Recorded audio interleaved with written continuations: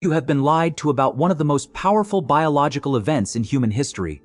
Not lied to in a small way, not a detail adjusted here, a fact softened there. Lied to at the level of meaning itself. You were taught that menstruation was a problem. A monthly inconvenience that needed to be hidden, managed, apologized for, and endured in silence. You were given products designed to make it invisible. You were given language that treated it as weakness.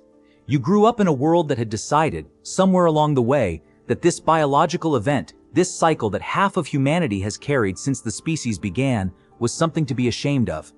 And here is the thing that nobody tells you. That decision was made deliberately. It was made by specific people, in specific historical moments, for specific reasons that had nothing to do with biology and everything to do with power.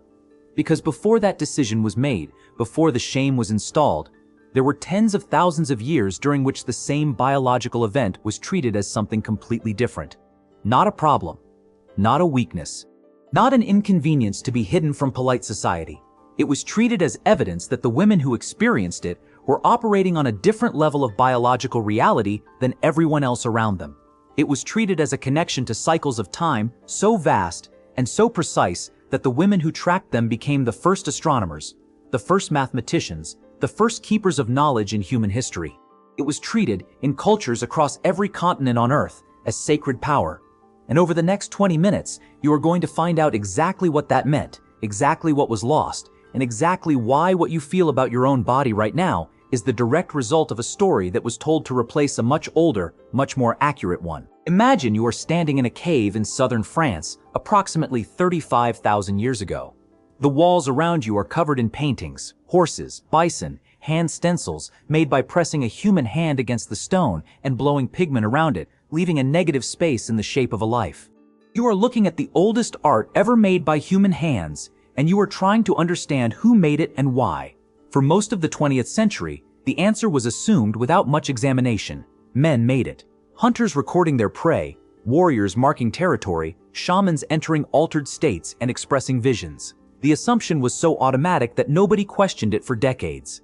And then, in 2013, a researcher named Dean Snow at Pennsylvania State University did something that sounds almost embarrassingly simple in retrospect. He measured the finger ratios in the hand stencils on the cave walls.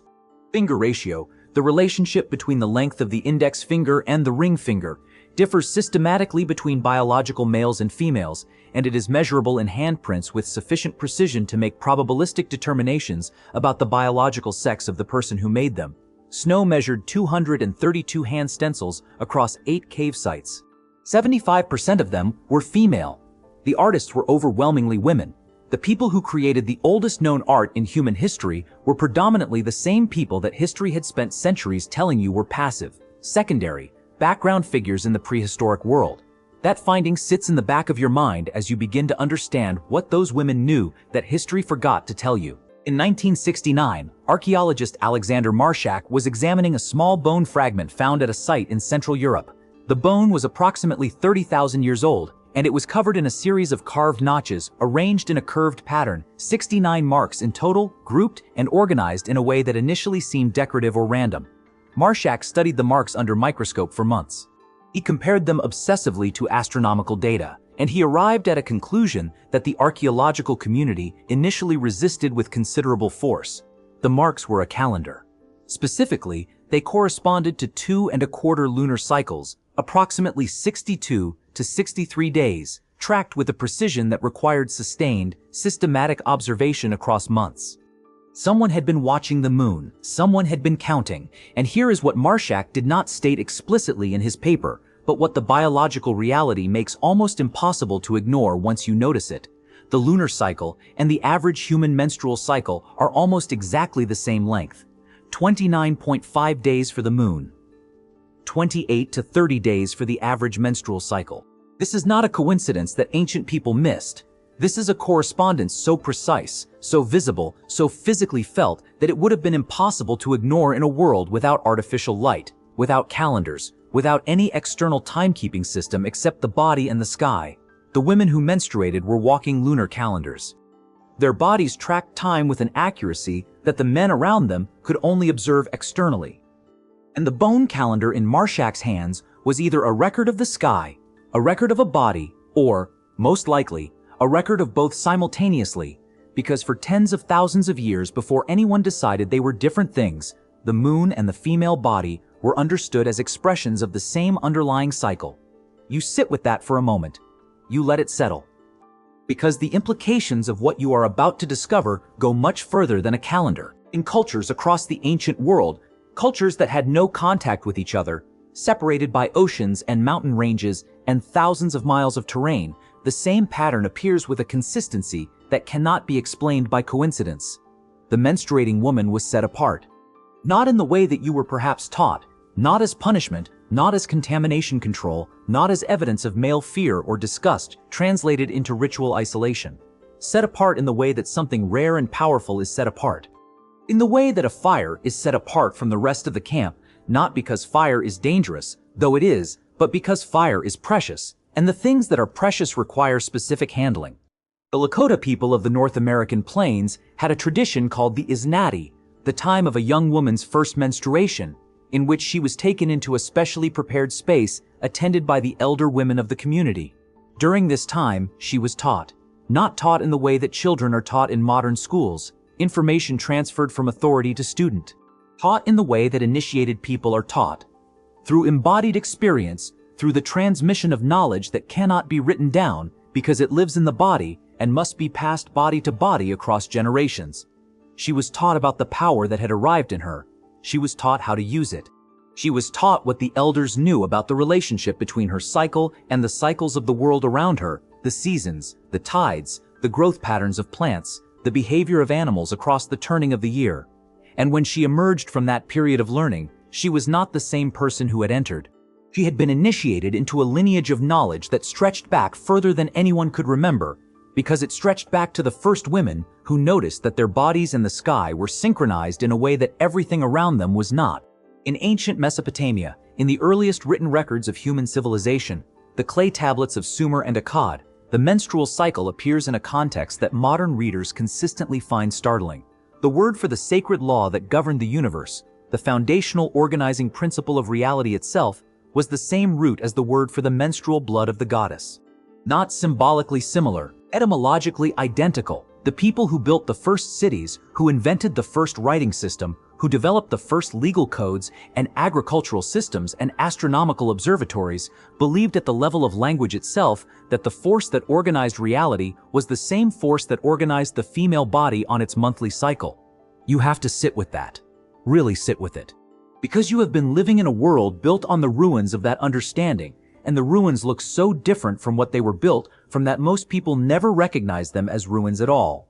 The shift from this understanding to the one you inherited did not happen gradually. It happened in specific historical moments, moments that scholars of religious history have traced with uncomfortable precision.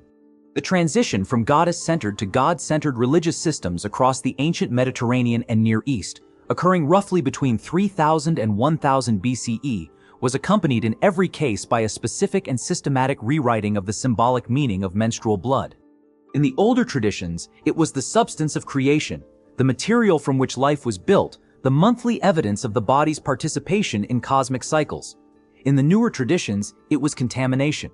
Leviticus 17, written during a period of intense religious reform in ancient Israel, specifies that a menstruating woman renders unclean everything she touches, everyone who touches her, every surface she sits on, for 7 days.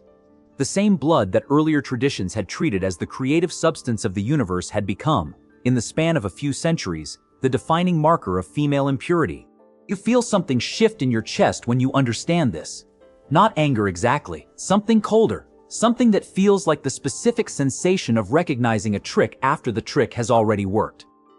If what you are hearing right now is making you feel something you do not quite have words for, subscribe. Not because you need to be reminded about videos, but because what comes next in this investigation goes somewhere that most content about ancient women's history never reaches. And if you have a woman in your life who has ever been made to feel ashamed of her own body, leave that in the comments. Because you are about to understand exactly where that shame came from and exactly how recently it was installed. Here is what the practical reality of menstruation looked like in the prehistoric world, the part that history books skip because it is simultaneously mundane and revelatory. Ancient women used a range of materials that the archaeological and ethnographic record has documented across multiple cultures. Soft mosses packed with antibacterial properties, specifically the sphagnum genus, which was later used in World War I as wound dressing because of its superior absorption and natural antiseptic compounds. Soft animal skins. Papyrus in Egypt. Wads of wool in ancient Greece. The Greek physician Hippocrates mentions them in his medical texts with the matter-of-factness of someone describing a routine technology. Rolled cloth in Rome. In many cultures, and this is the part that modern readers find most counterintuitive, free bleeding during the menstrual period, allowing the blood to flow without collection, was not an absence of technology but a deliberate practice, particularly during the periods of ritual separation that many cultures observed, because the blood itself was considered to have specific properties that made its contact with the earth meaningful. The Cherokee tradition of women returning their menstrual blood to the earth in specific locations was not primitive hygiene management. It was understood as an act of reciprocity, the body giving back to the soil the same creative force that the soil gave to the plants that fed the community. The agricultural implications of this understanding were not metaphorical. They were practical.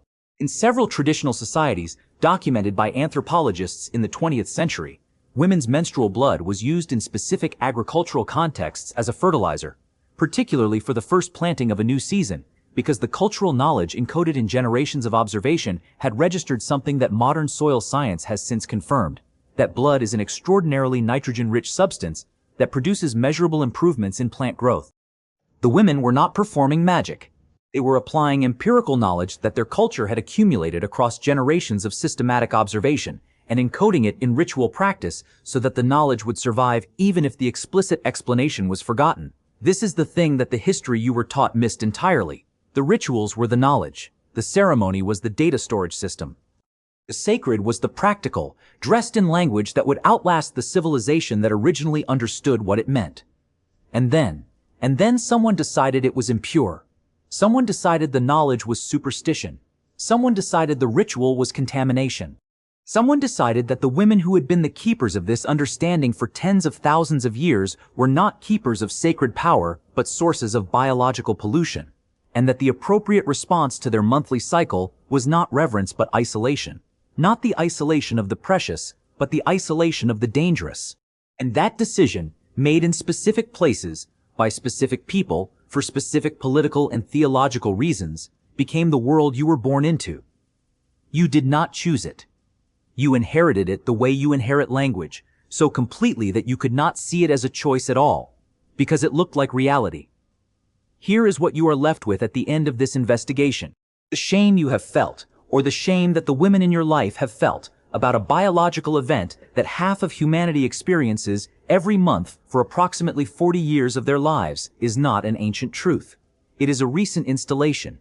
It is approximately 3,000 years old in a species that is 300,000 years old. For the other 297,000 years, the same event was understood differently. Not perfectly. Not without complexity. But differently in ways that at minimum did not involve shame, and at maximum involved a recognition that the women who experienced this cycle were connected to something, to the organization of time, to the cycles of the living world, to the creative force of the universe itself, that the people around them were not. You do not have to believe that to feel the weight of what was lost when it was replaced. You just have to look at the bone calendar in Marshak's hands, and the hand stencils on the cave walls that were made by women, and the Sumerian clay tablets where the word for sacred law and the word for menstrual blood share the same root, and ask yourself, who decided this was impurity? And what did they gain by making you believe it? The silence after that question is the most important part of this video. Sit in it, and if it changes something in you, even something small, tell us in the comments what that is. Because 35,000 years of women knew something that 3,000 years of history tried to make you forget. And the fact that you watched this to the end suggests that some part of you already knew it too.